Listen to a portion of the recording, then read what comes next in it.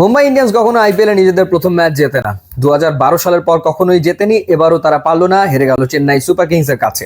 এবং ঘরের মাঠে রাচিন রবীন্দ্র বিরাট একটা ছক্কা মেরে চেন্নাই সুপার কিংসকে জেতালেন এবং পুরো চিপাক স্টেডিয়াম আনন্দে ফেটে পড়লো। কিন্তু তার চেয়েও বেশি আনন্দ আসলে মাঠে বসা দর্শকরা পেয়েছে তার ঠিক 2 বল আগে, যখন 43 বছর বয়সী মহেন্দ্র সিং ধোনি ব্যাট করতে নামলেন।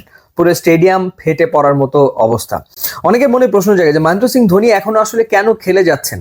যদি দর্শকরা তাকে এরকম ভাবে ভালোবাসে তাহলে তিনি খেলবেন না কেন? এবং 2টো বল ফেস করেছেন, কোনো রান তিনি করতে পারেন, তবে একটা স্ট্যাম্পিং করেছেন। সে স্ট্যাম্পিংটা দুর্দান্ত ছিল, যে ফ্লেক্সিবিলিটিতে স্ট্যাম্পিং করেছেন দারুণ ছিল। এবং সূর্যকুমার যাদবের উইকেট ছিল, সেটা খুবই গুরুত্বপূর্ণ। তো প্রথমে ব্যাট করে মুম্বাই ইন্ডিয়ান্স করেছিল 155 রান, 9 উইকেট হারিয়ে। এবং নূর 4 ওভার বল করে 18 রান 4 উইকেট নিয়েছেন। সো চিপকের মাঠে নূর যে খুব এফেক্টিভ হবে সে কারণেই আসলে তাকে পিক করা হয়েছেন। ঠিক তাই 4টা উইকেট তিনি আসলে নিয়ে ফেলেছেন। এবং শুরুতে খলিল আহমেদ 4 ওভার বল করে 29 রানই নিয়েছেন, 3 উইকেট। পাওয়ার প্লেতেই 3টা উইকেট হারিয়ে ফেলেছে মুম্বাই ইন্ডিয়ান্স, যেখানে রোহিত শর্মা শূন্যতে আউট হয়ে গেছেন। রিকেলটন 13 রান করেছেন, ভালো করতে পারেননি। সূর্যকুমার যাদব 29 করেছেন এবং তিলক বর্মা করেছেন 31। শেষ দিকে দীপক চাহারের ব্যাট থেকে এসছে 28 রান।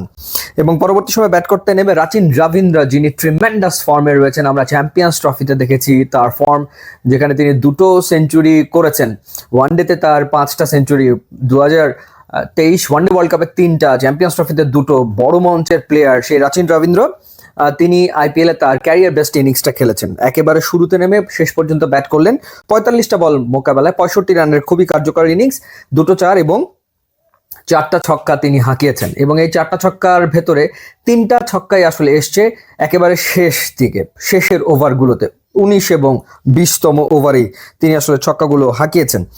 আর মুম্বাইয়ের বোলিংয়ের ক্ষেত্রে আলাদা করে বলতে হচ্ছে বিঘ্নেশ পুতুর কথা। খুবই অপরিচিত একজন ক্রিকেটার, 4 ওভার বল করে 32 রানে 3 উইকেট নিয়েছেন ঠিকই, কিন্তু তার স্ট্যাট আরো বেশি সমৃদ্ধ ছিল শেষ ওভারটা করার আগ পর্যন্ত। তিনি তার 4র্থ ওভারে গিয়ে 2টো ছক্কা আসলে খেয়েছেন রাচিন রবীন্দ্রর কাছে। তার আগ পর্যন্ত তার বোলিং ইকোনমি দুর্দান্ত আসলে দেখাচ্ছিল।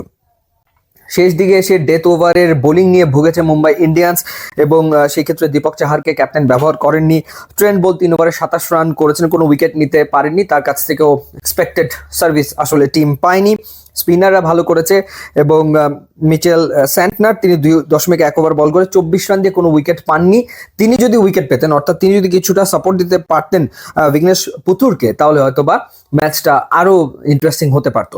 চেন্নাই সুপার কিংস জয় দিয়ে শুরু করলো, মুম্বাই ইন্ডিয়ান্স তার ধারাবাহিকতা ধরে রাখলো, প্রথম ম্যাচ না জেতার ধারাবাহিকতা। ইউটিউব ইনস্টাগ্রাম লিঙ্ক দেওয়া আছে, আপনারা যোগ দিলে খুবই খুশি হবো। And thanks for watching.